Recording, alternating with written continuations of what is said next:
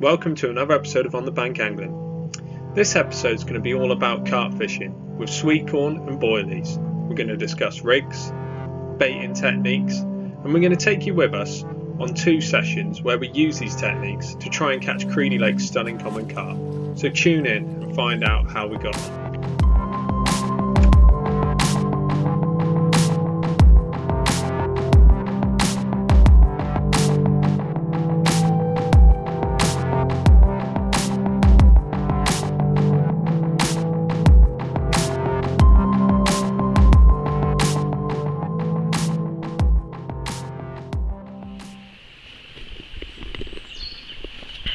Right guys, so as you can see, here's the bait I've been using for the session. Just a mixture of corn and boilies. Really nice bait mix for this time of year. Loads of corn, so it's really visually attractive. You know, a fish swims over that, they know it's there, they know there's food there. It's really easy for the carp to digest corn as well, so don't be afraid to put in huge amounts of corn. To be honest, they're so used to eating it, I don't think they spook off it. Maybe on the really tricky waters, but corn's caught big carp all around the country. So, and with that, I've just got live system boilies. These are shelf life live system boilies. I found that CC Moore probably offer the best shelf life boilies on the market. I normally use freezer baits, but for this time of year, I don't know how often I'm getting out. It's easier to use shelf lives. So there we go. That's a bait mixture of 10mm boilies in there and 16mm boilies. So that's all you need. You can put out as much of that corn as you like. Try and limit the boilies down at this time of year, but there's no reason why the corn shouldn't be getting hoovered up. So yeah, I'll put a bit in and let's see how we get on. Right guys, that's how productive Creedy top prawn can be. 2 in the net at once. Absolutely fantastic. Get the hooks out and put them back. Gonna have a good day today, looks like.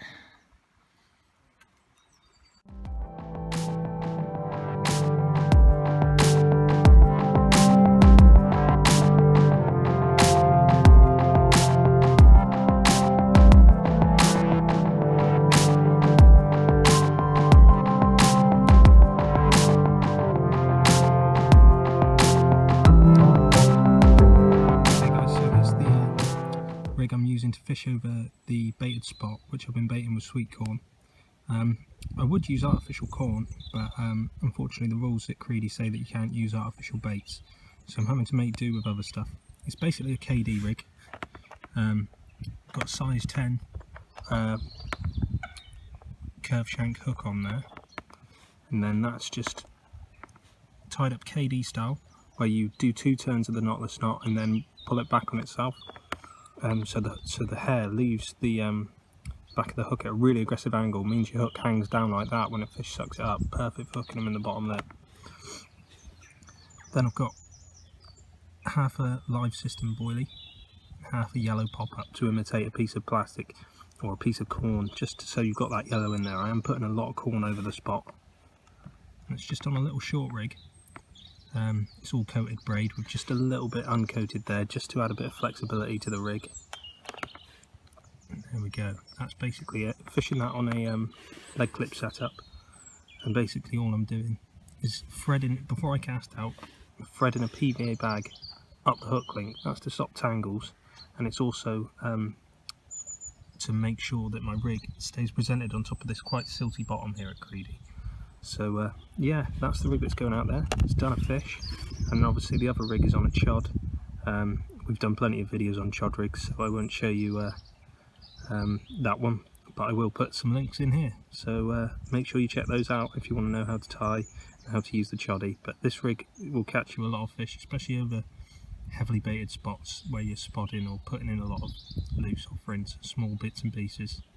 So yeah. Let's see if we can use it to catch another one of these carp.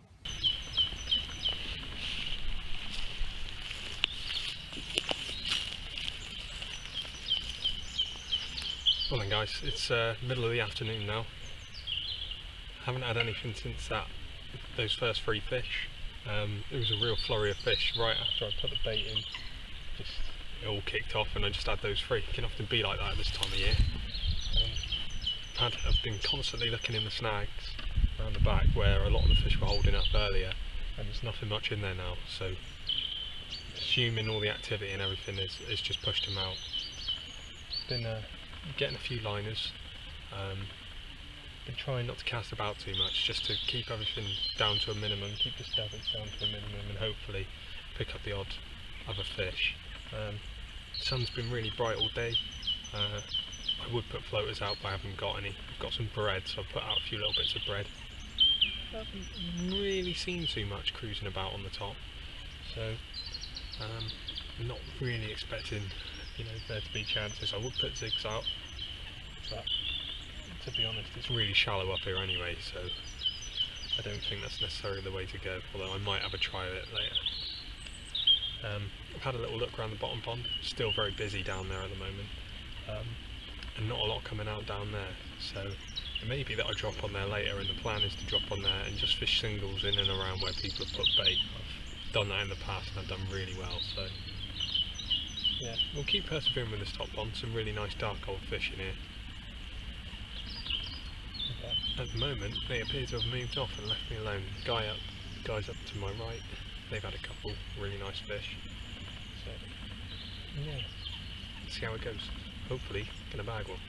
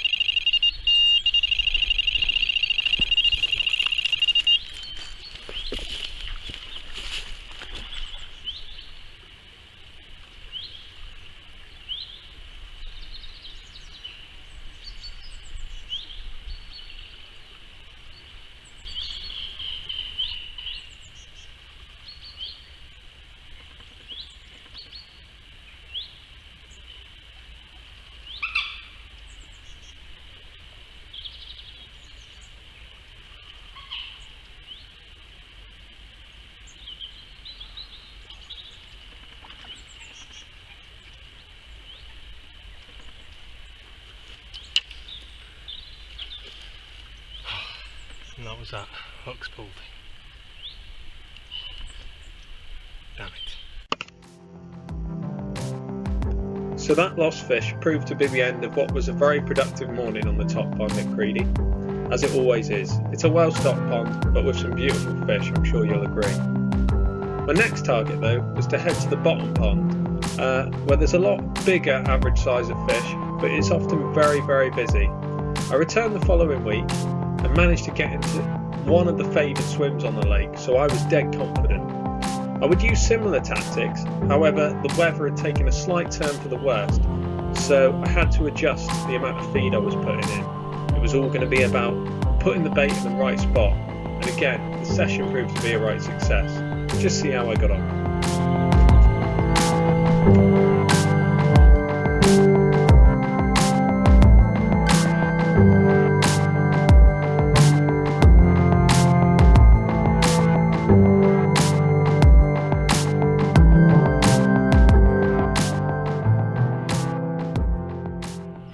First one of the day on a choddy. Not massive, but good start on a day when not much is coming out. A bit lively because I've been resting him in the net, so there we go, first one of the day. Happy days. Slipping back, see if we can get some more.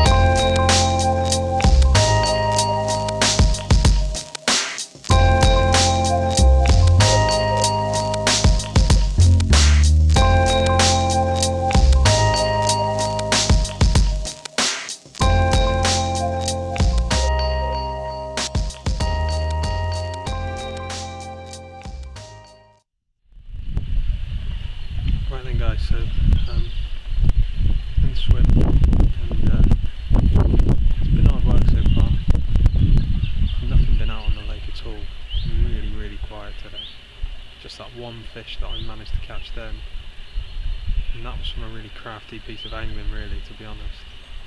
Even if I do say so myself. Sort of cast across to the far side trees into the bushes. Literally on purpose, cast it right into the bushes.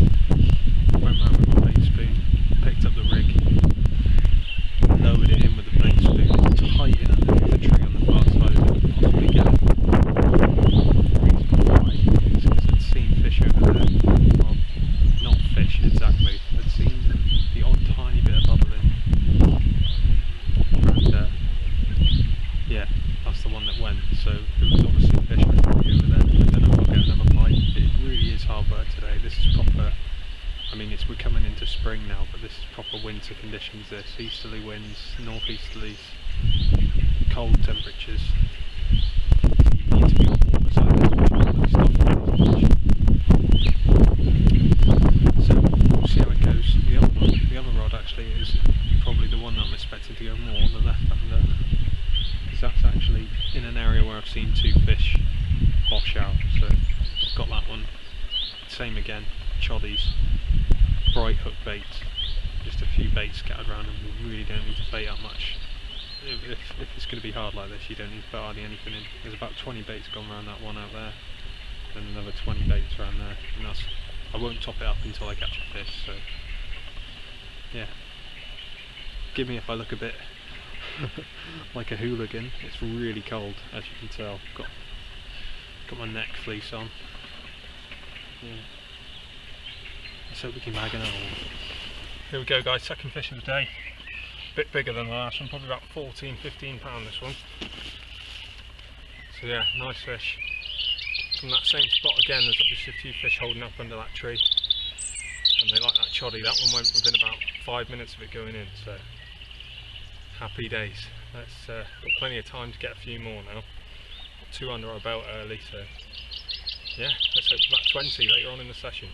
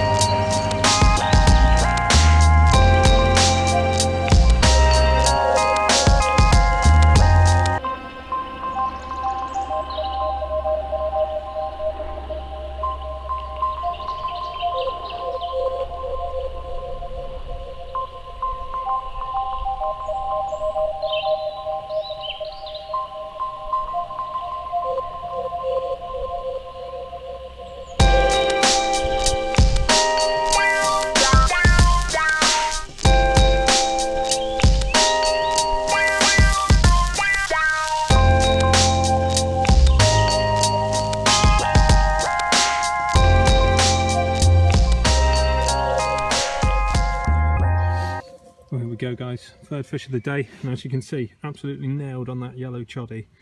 Again, third fish, literally just put it in the spot with a spoon, which hopefully you'll be able to see on the camera, and literally I came back to the swim and my rod was ticking away with a fish on. So that shows how effective it is, even with chod rigs.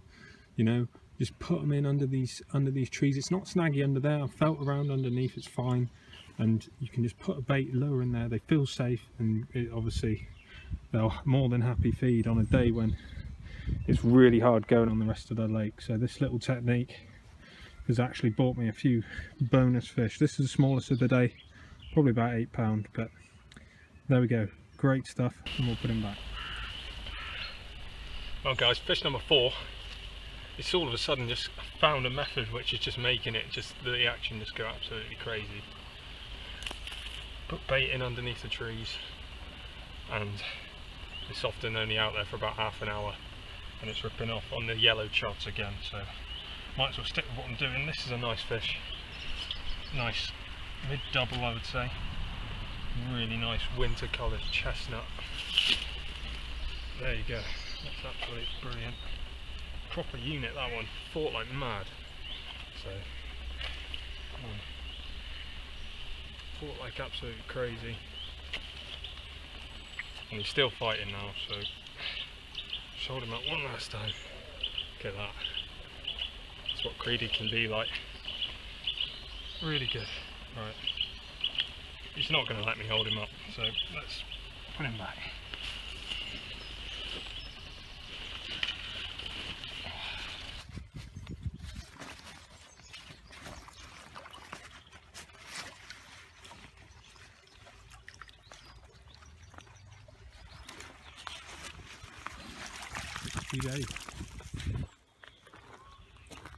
Well, here we go guys, fish number 5, what's turning out to be a really epic sort of short session at Creedy. Another common on the long rod again this time, the one that's just done 4 bites, that rod. The one that's in closer by the island's only done the 1. Changed the colour of the bait so to a white pop up now, so it's not the bait that's doing it, I think it's just the spot, so it shows you at this time of year you need to find the fish and then get on them. Right then guys, so it's a lot later in the day now, about an hour before dark, and people have cleared off, most people have gone off the lake. I've had the 5 still, and yeah, I think there's still fish in the area, but the action's definitely slowed in the last hour.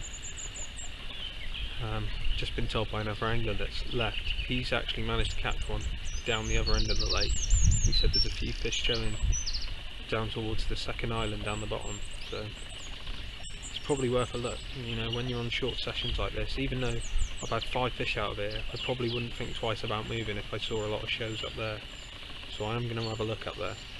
You know, like the average size has been a lot lower down here. I mean, you might find you move up there and you only catch 1, but it could be a better fish, so just the way it goes. You have to do these things, you know, and that's one of my main tips really for fishing these sort of day ticket carp waters, and that's just keep your eyes open, like I have today. Kept my eyes open. I've seen a spot where there was obviously a fish there, put a bait there, and it's actually proved to be a really productive spot. And the other thing is just travel light. Don't bring loads of gear. You don't need to bring a bivvy or anything like that. It's only a day session. That means in a minute I can just pack up within 5 minutes and I can be up that other end, hopefully catching a 20 if there's one up there.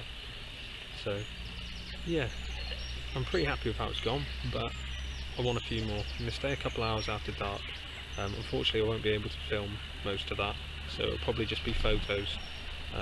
Hopefully, like I said, I keep saying hopefully, but it'd be nice to get a 20 pounder out. Haven't had one this year yet, and we're 3 months into it, so it would be nice to get one. Cool. So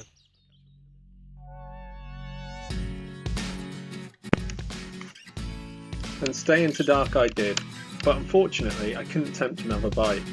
It proved to be a very difficult day, and it was just the spots in that particular swim that were doing the bites, so I was happy with the result. Creedy really is a fantastic place to fish in the winter months and throughout the year, but really it turns on in the spring and you can have some fantastic sport at Creedy. Often I go there just the afternoons and just fish into darkness, and you can have some cracking results. So if you haven't been there already, please do go and check it out, and if you need more convincing, here's some shots of our best spring captures from Creedy. Enjoy, and thanks for watching.